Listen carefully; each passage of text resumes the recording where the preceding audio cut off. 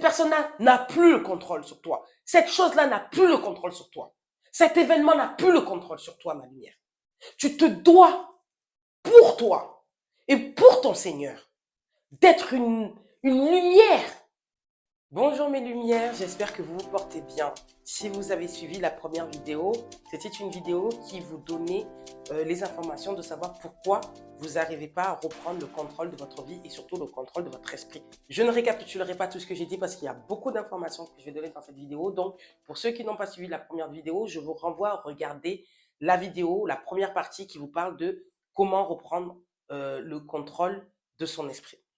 Donc, comme vous le savez, pour celles qui me découvrent encore aujourd'hui, pour celles qui sont là depuis le début, vous me connaissez, je suis Baïsi Fatou, auteur du livre Héritage, coach en développement personnel et conférencière internationale. Et je suis là pour te pousser à atteindre le chemin de l'épanouissement personnel. Donc, cette vidéo, maintenant, va vous donner les conseils et les astuces. C'est pas facile ce que je vais vous dire de faire. Ça va pas être évident. Comme je l'ai dit, c'est un combat, c'est une guerre avec soi-même. Ça s'appelle le djihad, comme on dit chez nous, le djihad an-nafs, la guerre avec son esprit. Donc, premier conseil que je donnerais à faire, qui est l'un des plus difficiles quand même, mais qui est une bonne base. Parce qu'il va falloir que vous vous rappelez toujours de ça. Donc, je ne scrolle pas trop, c'est la visualisation. Il va falloir que ma lumière, vu que maintenant ta conscience a compris que c'est tes pensées qui agissent, tes pensées et tes sentiments qui font qu'aujourd'hui tu as cet état d'esprit-là, que tu as cette personnalité-là, maintenant que tu as compris et que tu as pris l'engagement et la décision de changer de personnalité, de changer d'état d'esprit, il va falloir que tu mettes en place cette astuce-là, ce conseil-là, c'est la visualisation. Donc, tu vas t'allonger ou tu vas t'asseoir dans un endroit calme parce que ça va demander beaucoup d'énergie, beaucoup de concentration. Mais il faut le faire. Ne t'inquiète pas, j'ai des petits conseils, des petites astuces à te donner pour faciliter ça. Tu vas devoir t'allonger ou t'asseoir et projeter une carte mentale dans ton cerveau en lui envoyant l'information de la personne que tu veux maintenant être, la personne que tu veux incarner. Voilà. Cette personne, peu importe la personne que tu veux être, hein, mais vraiment positive, reconnaissante de la vie, émerveillée, épanouie, heureuse. Vraiment, tu vois, que ces bonnes zones, ces bonnes sensations, voilà, ces bonnes vibrations. Voilà. Et donc, lorsque tu arrives à projeter cette personne-là, il faut que tu la conserves et que tu la définisses même à peu près comment tu veux qu'elle soit. Fais-toi plaisir. C'est comme un jeu vidéo. Tu as vu quand tu commences à personnaliser le personnage que tu veux qu'il joue? Ben c'est ça. Fais la même chose dans ton esprit. Tu projettes cette personne-là, la personne que tu veux incarner. Et tu te regardes bien, c'est bien toi. C'est pas une autre personne. Hein. C'est toi qui incarne cette personne. C'est toi. C'est vraiment ta meilleure version de toi-même. Tu vois? Tu vas envoyer cette information-là. Et pour te faciliter, c'est comme exemple quand tu pars en voyage. Tu sais, quand tu prends la décision de dire je pars en vacances, tu es déjà contente d'être cette personne-là. Tu ressens déjà des sensations de cette personne-là qui est déjà partie en voyage parce que tu t'es projeté dans ton cerveau, dans ta carte mentale, tu as fait une carte mentale de toi en vacances. Et tu vois, tu commences déjà à ressentir les plaisirs du voyage, des vacances, les plaisirs du voyage. Tu te vois déjà dans l'avion, tu te vois déjà avec ton passeport. Tu vois, pourtant tu n'es pas, pourtant tu n'as même pas acheté le billet. Mais déjà tu le sais. Et tu sais que ça va arriver. Parce que tu vas mettre tout en œuvre, tu vas faire un focus pour le faire.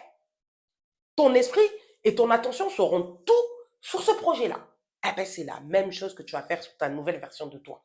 Tu vas te faire un focus, toute ton attention, et tu vas augmenter cette énergie en toi. Ça va te demander du travail de créer cette version de toi, mais fais-le jusqu'à que tu arrives à la voir dans ton esprit. Tu n'es pas obligé de faire tout le premier jour parce que ça demande beaucoup de concentration et beaucoup d'énergie. Et je sais que tu es affaibli parce que ça fait des années que ton esprit te fait vivre toutes ces choses-là. Donc, maintenant, l'amener dans la positivité, là, c'est trop lui en demander à ton esprit. Mais c'est toi qui commandes. C'est toi qui commandes. C'est toi qui reprends le contrôle. Donc, tu lui envoies cette information-là à ton cerveau. Et il faut savoir que le cerveau, comme je l'ai dit, c'est un ordinateur, c'est une banque de données et il ne fait pas la distinction entre l'imagination, ce que tu te projettes, et ce qui est réel. Lui, c'est vraiment ton esprit, ce que va lui envoyer comme pensée, qui va enregistrer et qui va l'associer, comme je l'ai dit dans ma première vidéo, à l'émotion qu'il ressent et il va capturer ça. Et à chaque fois, il va se souvenir de ça.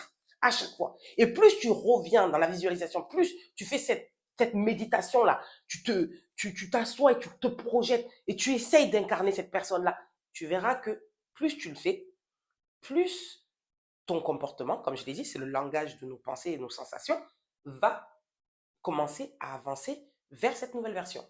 Donc, vraiment travailler la visualisation. Alors, vraiment, même si c'est 1 heure tous les jours, faites-le. De préférence le matin, c'est encore mieux. Comme ça, vous commencez la journée avec cette émotion-là. Même si tous vos problèmes reviennent dans la journée, vous allez repenser toujours à cette version que vous voulez être, à cette personne que vous voulez incarner. Et vous allez voir que, à force de pratiquer ça, vous allez vous sentir mieux. Parce que comme je l'ai dit, votre cerveau, vu qu'il a été programmé à être comme ça, là, vous le reprogrammez d'une autre façon. Vous lui donnez d'autres informations et il va être focus sur cette version-là qu'il veut, que tu lui as demandé d'être et qui va devenir. Donc, premier conseil. Deuxième conseil, très important. Tu vas devoir travailler la gratitude. Parce que si aujourd'hui tu te sens comme ça, c'est parce que tu as oublié beaucoup de choses importantes. Tu n'es pas reconnaissante envers la vie. Ouais, mes mots sont durs, mais c'est vrai. Tu n'es pas reconnaissante envers la vie. Lorsque tu sais que tu respires, tu as tous tes membres, tu réfléchis, tu, tu manges, tu as un toit, tu as un travail pour certaines. Donc, tu as des sources de revenus qui rentrent et que tu focalises toi seulement sur tes problèmes, c'est que tu es ingrate envers la vie. Tu es ingrate envers toi-même et tu es ingrate envers les autres. Donc, tu dois reconnecter avec la gratitude. Tu dois vraiment te lever chaque jour, chaque matin. Et la première chose que tu fais, c'est vraiment, comme on dit chez moi, c'est Hamdulillah. Comme en français, ça veut dire Dieu merci, ou vraiment, je suis heureuse. Je vais merveilleusement bien. Je remercie la vie. Je remercie l'univers. Je me remercie moi-même. Je remercie mon entourage. Je remercie la vie, tout simplement, d'être là. Je suis vivante. Si je ressens ces émotions-là, c'est qu'en fait, je suis vivante. Pourquoi je veux forcément me sentir mal alors que j'ai la plus belle chose qui est là? Je suis vivante. Donc, tu vas travailler la gratitude. Et lorsque tu vas associer la visualisation avec la gratitude, c'est-à-dire que la gratitude, c'est l'instant. Tu remercies l'instant. Tu remercies l'action là, ce que tu es. C'est l'instant. La visualisation, c'est ce que tu es en train de te projeter. C'est ce que tu es en train de projeter. Donc, tu remercies déjà de la vie que tu as aujourd'hui. Tu remercies de ce que tu as aujourd'hui. Même si pour toi, c'est peu, il t'est arrivé que des galères aujourd'hui, il t'est arrivé que des galères dans ta vie. Mais remercie, t'es vivante. D'autres ne peuvent même pas, d'autres sont plus là. D'autres sont morts. D'autres ont pire que toi. Ils n'ont même pas eu le tiers de ce que tu as eu. Donc, remercie la vie. Travaille la gratitude. Il faut savoir que la gratitude te permet d'être plus heureuse. Car tu es reconnaissante de ce que tu as. Tu vois. Et en plus, en même temps, te permet d'avancer vers tes objectifs. Pourquoi? Parce que quand tu es reconnaissante de ce que tu as actuellement, tu attires, tu es positive. Et tout ce qui est positif attire la positivité. Donc, quand tu es focus sur le positif dans ta vie, c'est le positif que tu vas attirer à toi. On appelle ça la loi de l'attraction. C'est normal parce que ton focus, ton esprit est focus sur des choses positives que tu veux voir dans ta vie. Donc vraiment, travaille la gratitude. Travaille ça. Très important. Alors, moi j'ai une amie qui m'a offert ce petit cahier-là. Je ne sais pas si tu le vois. C'est un livre de gratitude. Ça fait pas longtemps que je l'ai. J'apprécie beaucoup le concept. C'est vraiment, tu notes 3 choses de ta journée que tu remercies. Ça te permet vraiment de garder la positivité. Vous n'êtes pas obligé d'acheter un cahier, hein, gratitude. Vous pouvez tout simplement vous prendre un petit cahier normal, un cahier dans lequel vous ne vous servez pas, et vous notez 3 choses dans la journée qui vous font du bien. Je suis vivante, j'ai mangé, je sais pas, j'ai mangé un bon plat aujourd'hui qui m'a fait plaisir, je respire. Commencez par des petites choses. Et plus vous allez voir que vous allez faire des choses qui vous procurent des bonnes sensations, plus vous allez voir, vous allez faire focus sur ça et vous allez faire des choses qui vous procurent ces sensations-là. Donc vraiment, travaillez la gratitude. Travaillez la gratitude. Troisième conseil, mes lumières. Conseil très important. Euh, on va parler de foi. On va parler de Dieu. Il faut savoir que les personnes qui ont cette sensation de vide, de dépression, de burn-out, tout ça et tout, c'est qu'il y a un manque de pratique religieuse, il y a un manque de foi, il y a un manque de spiritualité dans votre vie. Je vais vous expliquer la différence entre l'esprit et l'âme. C'est très important de le savoir. Donc, définition de l'âme. Donc, je vous ai donné déjà la définition de l'esprit tout à l'heure. Donc, c'est notre partie intérieure en nous, incorporelle, celle qu'on ne voit pas. C'est ce qui nous représente, nous, mais à l'intérieur, on ne voit pas, notre partie invisible. Et l'âme, c'est ce qui a été insufflé par notre Seigneur, par Dieu. L'âme, c'est quelque chose qui n'est pas modulable. Vous savez que l'esprit, c'est quelque chose qui est modulable. Là, on est en train de changer d'état d'esprit, là. Vous êtes en train de changer d'état d'esprit par rapport à ce que je suis en train de vous dire. Et comme je vous l'ai dit dans la précédente vidéo, l'esprit se nourrit de ce qu'il regarde, de ce qu'il écoute, et, de ce qu'il regarde, de ce qu'il écoute, et de son environnement. L'âme, ça n'a rien à voir. L'âme, c'est vraiment votre partie divine. C'est la partie que Dieu vous a mis en vous. Et donc, plus votre esprit et vous sombrez dans la négativité, plus votre âme souffre. Plus vous vous videz, plus vous perdez la lumière en vous. Et plus vous êtes dans la positivité, plus vous êtes dans la reconnaissance et dans la gratitude, plus vous êtes optimiste, plus vous mettez donc votre spiritualité, vous augmentez votre foi, vous augmentez votre adoration envers votre Seigneur, plus l'âme s'apaise, plus l'âme se sent bien, parce que c'est ça, c'est le lien, c'est la connexion qu'il y a avec votre Seigneur. Vous comprenez? Donc, et c'est là que vous brillez. C'est là que vous êtes épanoui. C'est là que vous conquérissez les choses parce que vous avez la validation de votre Seigneur. Vous comprenez? Donc, ça va pas avec votre état d'esprit ne va pas avec votre religion, ne va pas avec votre foi, ne va pas avec votre connexion, c'est pas lié avec votre connexion. Lorsque vous vous sentez mal, vous savez que chaque épreuve qu'on a dans la vie, il y a des raisons. On en a parlé, je vous en ai parlé dans ma vidéo de dimanche dernier. Il y a des raisons. Il y a des raisons.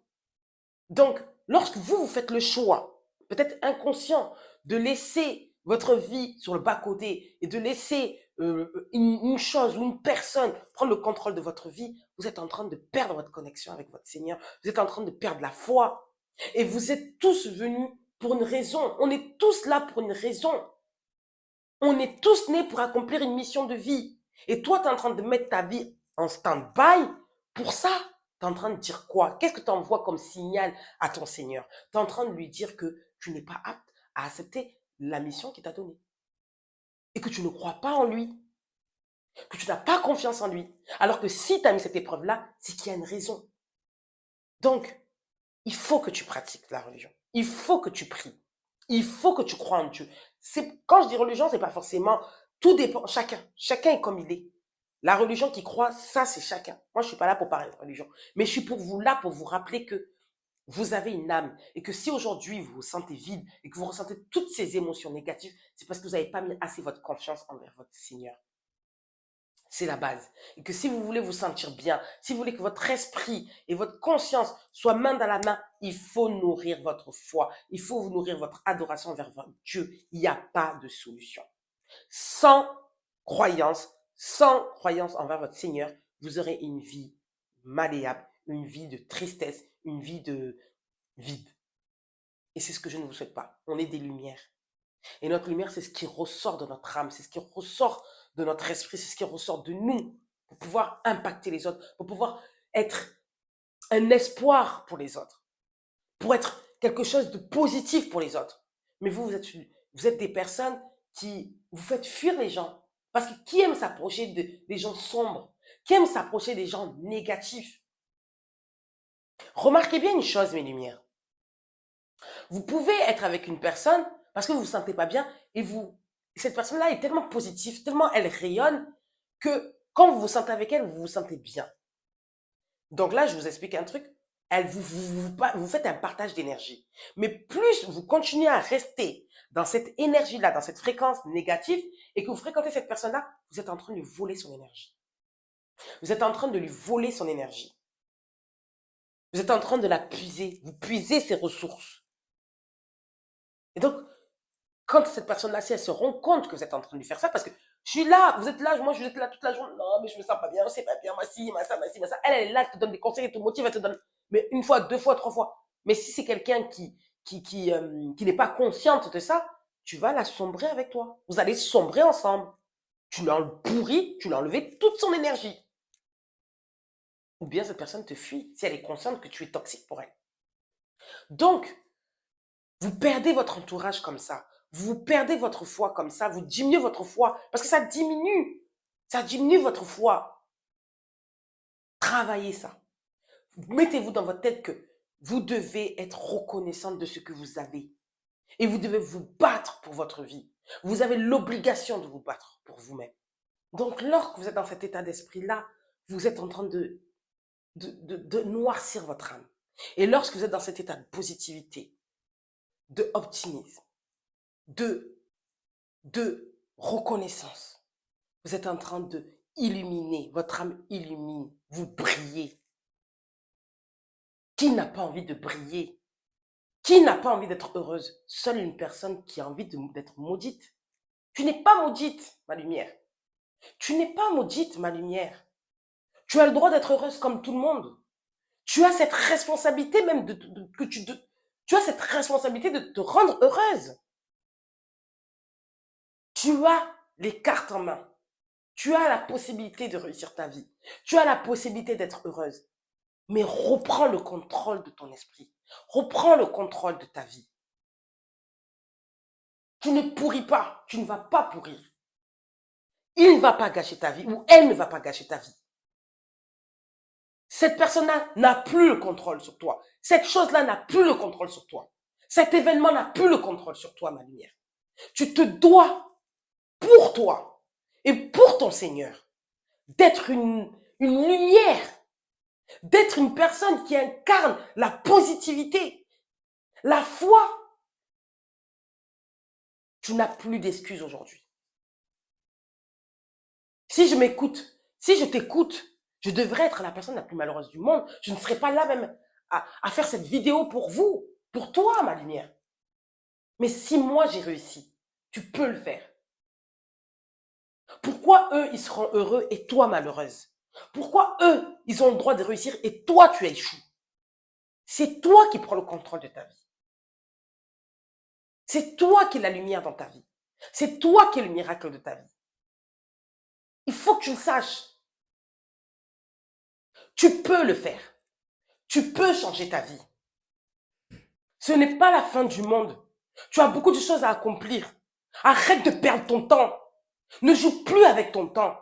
Ne joue plus avec ton énergie. Augmente l'énergie en toi. Crois en toi. Crois en toi. Crois à ton potentiel. Crois à ton existence. Tu n'es pas venu sur Terre pour rien. Tu n'es pas venu sur Terre pour rien. Arrête de laisser ces choses de la vie, ces personnes, ces souvenirs, ces choses-là détruire ton avenir. Parce qu'il faut que tu saches que tes pensées créent ton avenir. Si tu restes avec des pensées noires, sombres, tu vivras dans le malheur. Tu vivras dans le malheur toute ta vie. Et tu n'auras rien laissé. Ni pour toi, ni pour ton entourage. Et le pire, c'est que si tu as des enfants, si tu as un mari, si tu as un environnement, si tu as une famille, on te regardera comme ça. Surtout si tu as des enfants. Tu vas par mimétisme, ils vont reproduire ton état d'esprit à toi. Ils ne verront que ça. Ils penseront que la vie, c'est ça. C'est le malheur. On est là pour être éprouvé, être triste, être malheureux. Pourquoi eux, ils seront heureux et toi malheureuse? Parce que tu veux être malheureuse. À partir d'aujourd'hui, après cette vidéo, si tu ne te reprends pas, c'est toi. Si tu ne te reprends pas, c'est toi, ma lumière. Alors, je sais que ça demande beaucoup de temps, ça demande beaucoup d'énergie.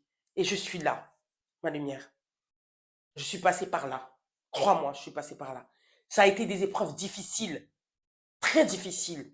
Parce que, j'ai oublié de te le dire, parce que ton corps, vu qu'il a l'habitude de réagir comme ça, il va vouloir revenir sur ces émotions-là. Il va vouloir reconnecter sur ces pensées-là. Ton esprit et ton corps, parce que c'est une habitude. Donc tu vas te voir te battre avec toi-même.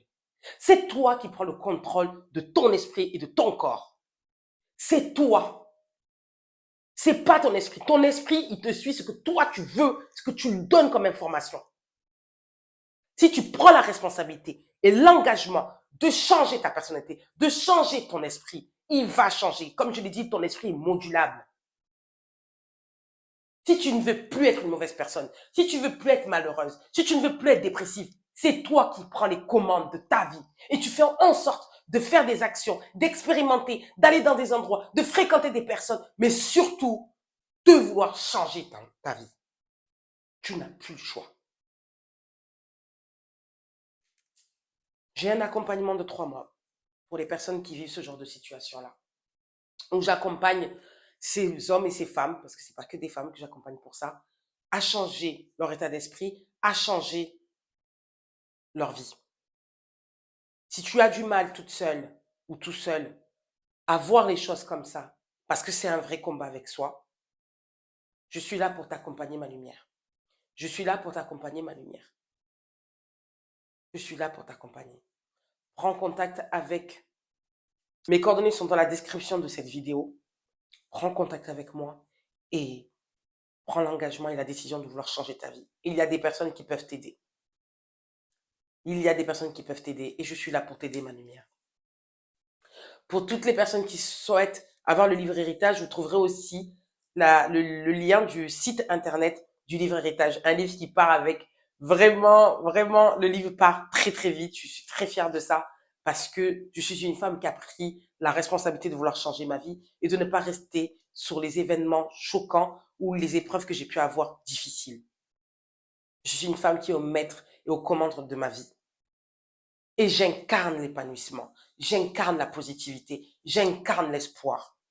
Et tout comme moi, tu dois être cette personne-là. Tu dois être une lumière pour toi et pour ton environnement et pour le monde. Encore une fois, je me présente. Je suis Baïssi Fatou, auteur du livre Héritage, conférencière internationale et coach en développement personnel. Ma lumière, la souffrance est un choix. Aujourd'hui, tu es consciente que la souffrance est un choix. Ça demande beaucoup de travail sur soi, mais c'est possible. Prenez soin de vous.